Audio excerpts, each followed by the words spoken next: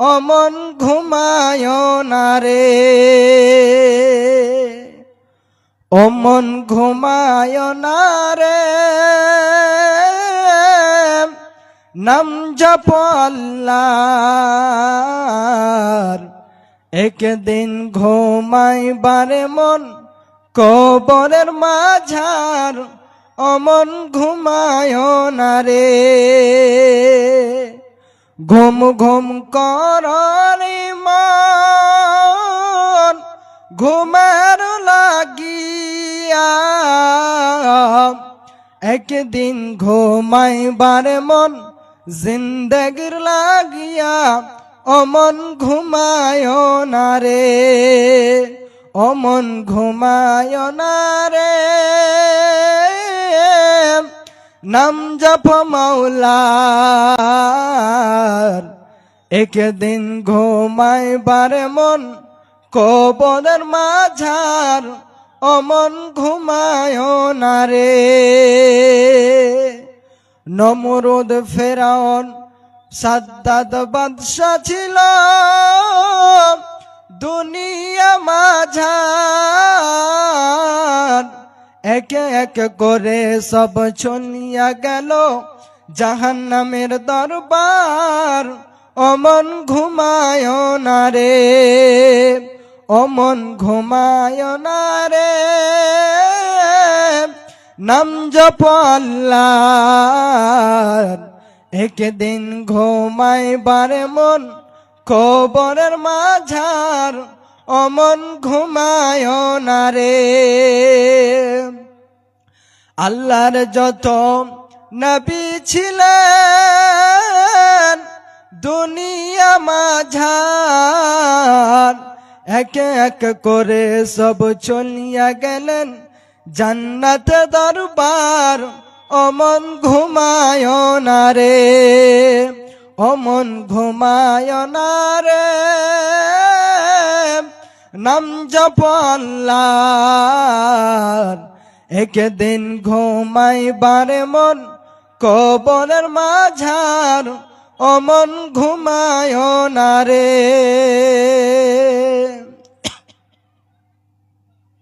উপস্থিত আজকের মহোদয় সভার সভাপতি মহাশয়, মঞ্চে বসে থাকা উলামায়ে কেরামগণ, সামনে বসে থাকা ইসলাম দরদি ইসলাম পিপাসু ভাই ও বাপজানেরা আমার, পর্দার অন্তরালে বসে থাকা অবলা সরলা সম্মানিতা মা ও খালারা, সর্বাগ্রী মহান স্রষ্টার প্রশংসা জ্ঞাপন করি, যিনি আমাদেরকে দিনী মাহফিলে বসে কোরআন ও হাদিসের কথা শ্রবণ করার তৌফিক প্রদান করেছেন। তো একটিবার মহান মনিবের দরবারে শুকরিয়া আদায় করি, শুকরিয়া জানাই, সকলে অন্তর থেকে পড়ি আলহামদুলিল্লাহ।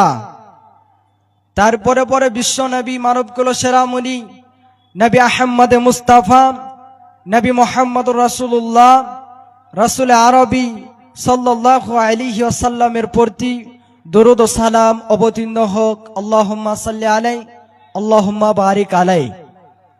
ভাইজান, আজকে আমি আপনাদের সামনে বক্তব্য আরম্ভ করার আগেই কয়েকটা কথা বলতে চাই। তা হলো এই যে আল্লাহ রাব্বুল আলামিন আমাদেরকে পৃথিবীর বুকে পাঠিয়ে অনেক কিছু নিয়ামত দান করেছেন।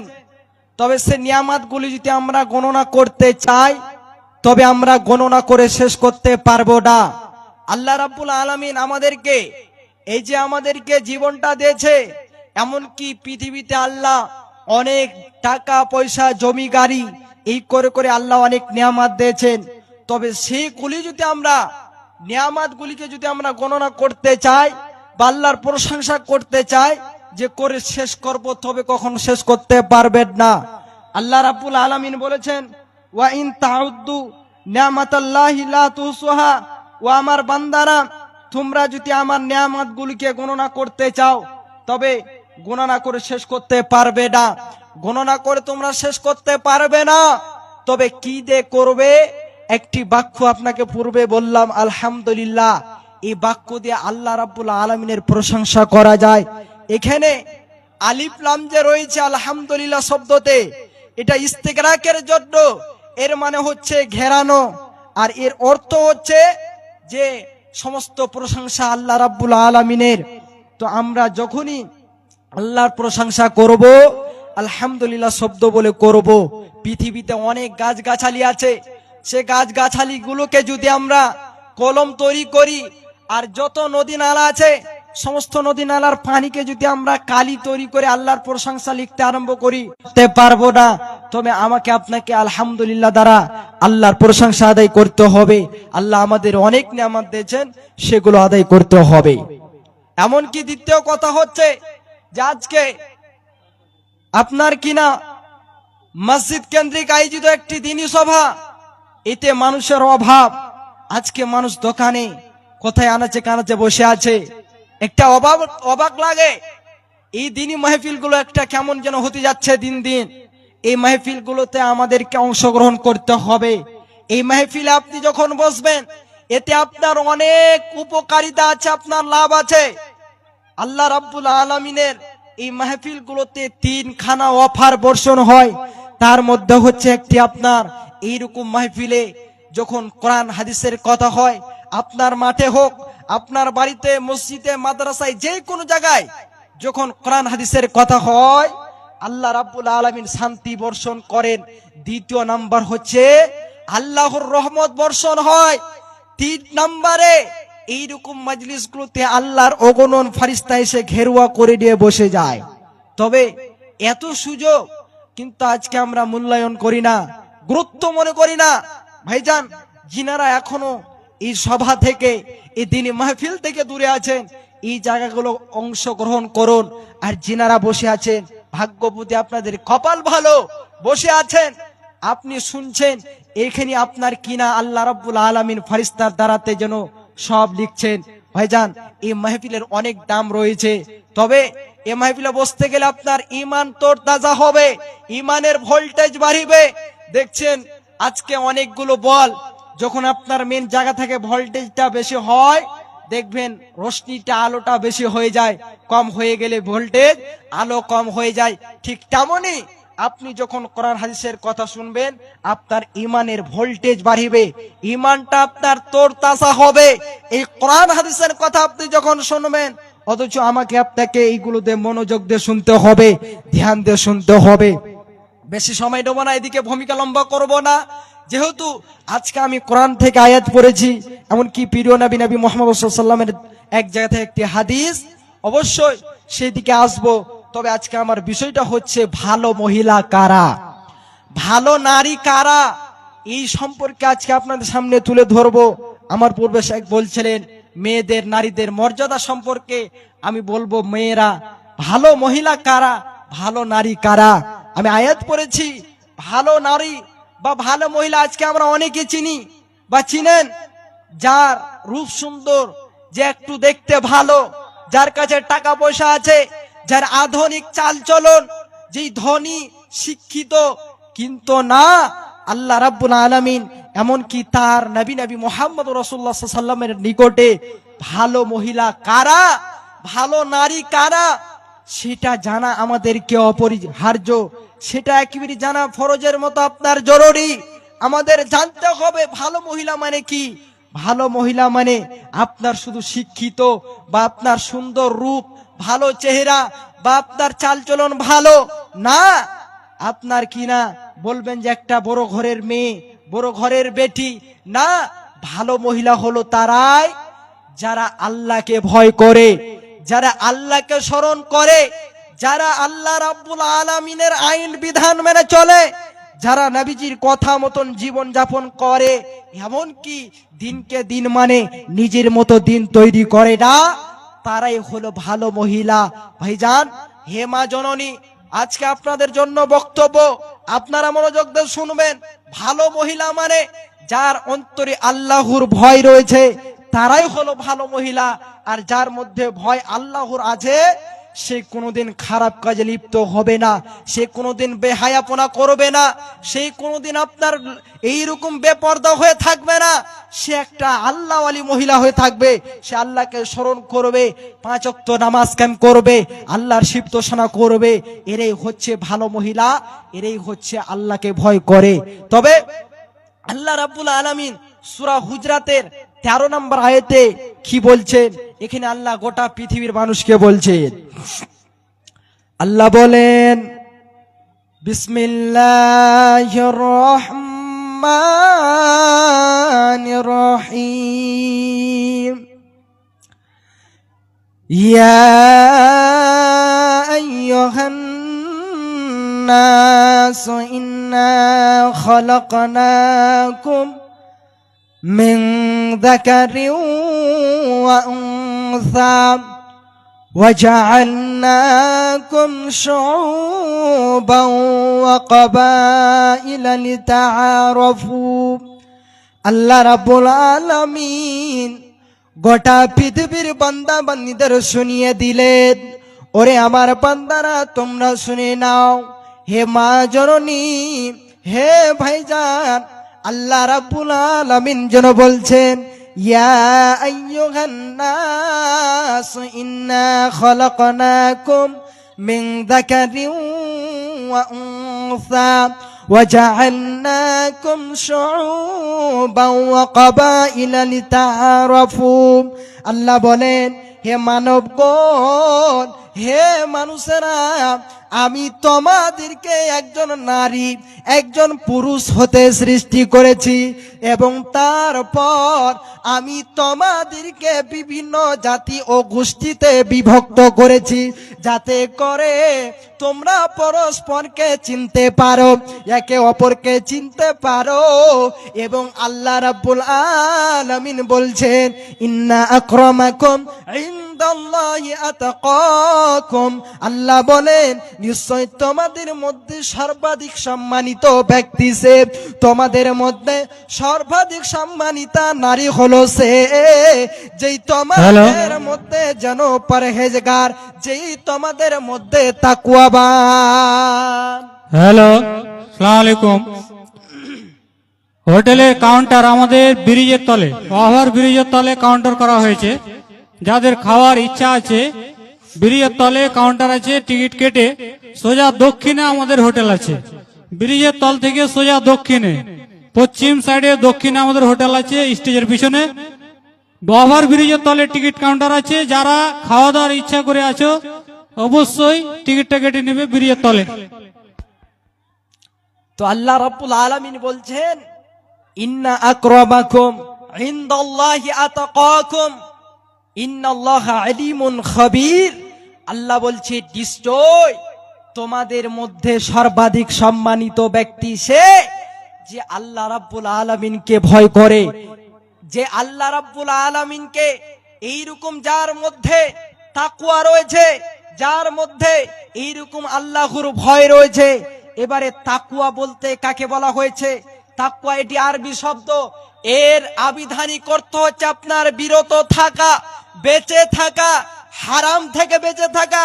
এক কথায় আপনার সঠিক রাস্তা আপনাকে অবলম্বন করতে হবে, ভালো দিকে যেতে হবে।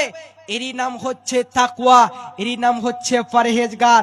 এই তাকওয়া সম্পর্কে হযরতে উমর ইবনে খাত্তাব রাদিয়াল্লাহু তাআলা আনহু উবাই বিন কাবকে প্রশ্ন করলেন, আপনি আমাকে তাকওয়া সম্পর্কে বলুন, আপনার মতামত কি রয়েছে? উবাই বিন কাব উমর ইবনে খাত্তাব রাদিয়াল্লাহু তাআলা আনহুকে বললেন যে তাকওয়া হলো যে তুমি কি কোনোদিন কাঁটা যুক্ত পথে চলাচল করেছো? তুমি কি কাঁটা যুক্ত পথে অতিক্রম করেছো, পথ অতিক্রম করেছো? ওমর ইবনে খাত্তাব বললেন হ্যাঁ। তখন পুনরায় উবাই বিন কাব বললেন, কেমন করে তুমি চলাচল করেছো? এবারে ওমর ইবনে খাত্তাব উত্তর দিচ্ছে, তিনি বলছেন, যখন আমি এইরকম কাঁটা যুক্ত পথ চলাচল করতাম বা যখন করি, আমি একেবারে যেন সতর্ক হয়ে যাই, আমি যেন একেবারে সতর্কমূলক হয়ে যায়। তখন সে বলল, কেমন সতর্ক? তখন উমর ইবনুল খাত্তাব বললেন, যাতে করে আমার জামাতে কাঁটা না লেগে যায়, যাতে আমার জামাতে কাঁটা না লেগে যায়, এমনকি আমার গায়ে কাঁটা না লেগে যায়। উবাই বিন কাব বললেন, এটাই হলো তাকওয়ার উদাহরণ, এটাই হলো তাকওয়া, এইটাই হলো আপনার পরহেজগার। মা জননী, হে বাপজান, তাহলে তাকওয়া বলতে যার মধ্যে তাকওয়া রয়েছে, যে তাকওয়া অবলম্বন করেছে, সেই কোনো দিন যেন পৃথিবীতে লাঞ্ছিত হবে না। এমন কি আপনাকে যেন আয়াতের যেন মাফহুম বলতে ভুলে গেছি। আল্লাহ রাব্বুল আলামিন বলছেন, ইন্নাল্লাহা আলিমুন খাবির, নিশ্চয় তিনি হলো সব কিছুর ওপর ক্ষমতাবান, তিনি হলেন সব বিষয়ে অবহিত। একজন আল্লাহ রাব্বুল আলামিন আমাদেরকে যে সম্মানিত করবেন, আমাদেরকে যে সম্মান দেবে, তবে আমাকে আপনাকে যেন তাকওয়া অবলম্বন করতে হবে। আর যেই ব্যক্তি আল্লাহকে ভয় করবে, যেই নারী আল্লাহকে স্মরণ করবে, যে নারীর অন্তরে আল্লাহর ভয় থাকবে, আর আল্লাহ রাব্বুল আলামিন তাকে যেন সম্মানিত বলেছেন, তাকে যেন মর্যাদাবান ব্যক্তি বলে যেন ঘোষণা করেছেন। এমন কি আল্লাহ এই কথাও যেন বলে দিয়েছেন যে বংশ মর্যাদা দ্বারা সম্মানিত হওয়ার মাধ্যম কোনো নয়। আপনি বলবেন, আমি একজন পুরুষ হয়ে জন্ম নিয়েছি, আমি সম্মানিত, আমি সম্মান পাবো। আপনি বলবেন, আমি একজন নারী হয়ে জন্ম নিয়েছি, আমি একজন সম্মানিতা নারী, আমি একজন আল্লাহর কাছে যেন মর্যাদাবান, আমি একজন যেন আল্লাহ ওয়ালি নারী। এরকম যদি বলেন, তবে কখনো না, আপনি তখনই যেন সম্মানিতা বা সম্মানিত মানুষ যখন আল্লাহ রাব্বুল আলামিনকে ভয় করবে। আপনি বলবেন, আমার কাছে অনেক টাকা পয়সা আছে, অনেক জমি জায়গা, আমি একজন সম্মানিত, আমি একজন যেন মূল্যবান ব্যক্তি। না, আপনি তখনই সম্মানিত যখন আল্লাহকে ভয় করবেন, আল্লাহর রাসূলের কথা মতন জীবন যাপন করবেন, আল্লাহর আইন বিধান মতন চলবেন। আল্লাহ রাব্বুল আলামিন আমাদেরকে পৃথিবীতে যেই কারণে পাঠিয়েছে, সেইগুলো দিকে আমাকে আপনাকে মনোযোগ দিতে হবে। যখন আল্লাহর অন্তরে ভয় থাকবে, তখন আপনি সবগুলো আল্লাহ যে নির্দেশ দিয়েছেন সেগুলো করতে হবে, সেগুলো আপনি করবেন। তবে ভাইজান, যদি বলেন আমি আল্লাহকে ভয় করব না, বা এইরকম আমি আল্লাহর আইন বিধান মেনে চলবো না, এইরকম আমি আমার মন মতো জীবন যাপন করব, আর বলবেন যে আমি সম্মানিত, কখনো না। তখনই আপনি সম্মানিত হবেন যখন আল্লাহকে ভয় করবেন। হে মা জননী, আজকে আপনাদের জন্য খাস করে এই বিষয়টা তুলে ধরলাম। আমার পূর্বে শুনলেন মর্যাদা, মহিলাদের মর্যাদা কি ছিল, শেখ বললেন। এরপরে আপনাদেরকে বলছি ভালো মহিলার গুণ। ভালো মহিলা কারা? আল্লাহ রাব্বুল আলামিন বলছেন, যারা আল্লাহকে অর্থাৎ আমাকে ভয় করবে, আমাকে স্মরণ করবে, তারাই হচ্ছে ভালো মহিলা, তারাই হচ্ছে ভালো নারী। এবারে আল্লাহ রাব্বুল আলামিন অন্যত্র জায়গায় বলছেন, আল্লাহ বলেন, আল্লাহ রাব্বুল আলামিন অন্যত্র জায়গায় যেন বলেন, যে ব্যক্তি আমাকে ভয় করবে, আমাকে স্মরণ করবে, আমি তার যেন রিজিকের ব্যবস্থা করে দেব। এমন কি আল্লাহ রাব্বুল আলামিন সূরা রহমানের মধ্যে বলছেন, ওয়ালিমান খাফা মাকাম রাব্বিহি জান্নাতান, যে ব্যক্তি তাদের প্রতিপালকের সামনে দণ্ডায়মান হতে ভয় করে, অর্থাৎ তাদের জন্য রয়েছে যেন, আল্লাহ রাব্বুল আলামিন বলছেন, তাদের জন্য রয়েছে যেন দুটি জান্নাত। এর মানে যখন একজন মানুষের মধ্যে, যখন কোন নারীর মধ্যে এই বলে ভয় থাকবে, অন্তরে এই ভয় ঢুকে পড়বে যে একদিন আমাকে পৃথিবী ছেড়ে যেতে হবে, একদিন আমাকে মরতে হবে, এমনকি আমাকে কিয়ামতের দিন যেন দণ্ডায়মান হতে হবে, সেই দিন আমাকে পুঙ্খানুপুঙ্খ ভাবে হিসাব দিতে হবে, এই বলে যার অন্তরে ভয় থাকে, আল্লাহ রাব্বুল আলামিন বলছেন তার জন্য রয়েছে দুটি জান্নাত। আর সে দুটি জান্নাত হবে, বিশ্ব নবীজি বলছেন, একটি হবে স্মরণের, একটি যেন হবে রূপের।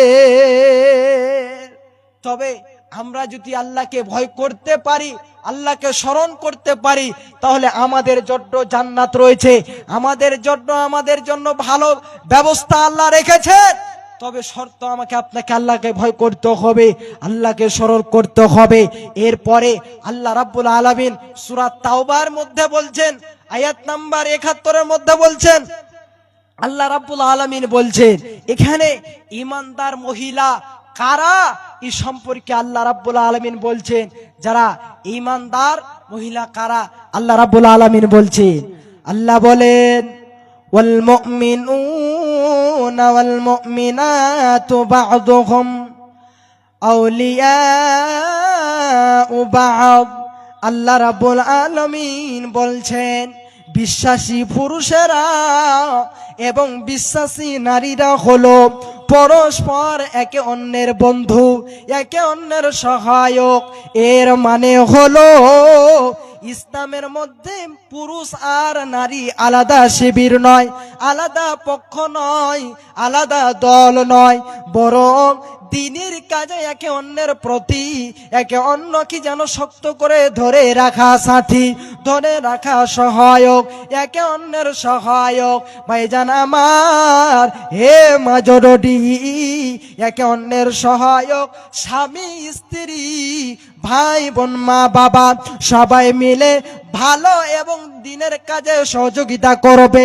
কেউ একা থাকতে পারবে না, কেউ একা ভালো থাকতে পারবে না, এমনকি কেউ একা ভালো হতে পারে না। একজন আরেকজনকে টেনে তুলবে, একজন আরেকজনকে ভালোর দিকে নিয়ে আসবে, একজন আরেকজনকে মন্দ কর্ম থেকে ভালোর দিকে নিয়ে আসবে। এটাই হলো একে অন্যের প্রতি সহায়ক। বাপজান আমার, আল্লাহ রাব্বুল আলামিন তাই বলছেন ওয়াল মুমিনুনা ওয়াল মুমিনাতি। আল্লাহ রাব্বুল আলামিন বলছেন যে এই বিশ্বাসী মানুষ এবং বিশ্বাসী মহিলারা তারা যেন পরস্পর একের অন্যের সহায়ক। তারপরে আল্লাহ বলেন ইয়ামুরুনা বিল মারুফ। আল্লাহ বলেন তারা ভালো কাজের আদেশ করে, তারা ভালো কাজের নির্দেশ দেয়।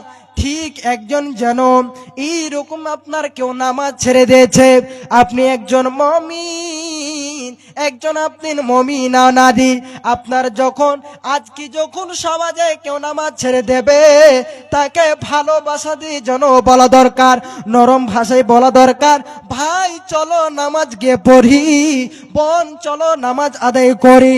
এরকম মা যেন মেয়েকে বলবে, বাবা যেন ছেলেকে স্মরণ করিয়ে দেবে, স্বামী যেন স্ত্রীকে স্মরণ করিয়ে দেবে। এটাই যেন আপনার মুমিনা এবং মুমিন মানুষের কর্তব্য, মুমিনের পরিচয়, ভালো নারীর পরিচয়। এমনকি আল্লাহ বলেন ওয়ায়ানহাউনা আনিল মুনকার, এবং তারা যেন অসৎ কাজ থেকে যেন নিষেধ করে। আপনি একজন মুমিন, আপনি মুমিন বলে চুপ কখনো থাকতে পারেন না।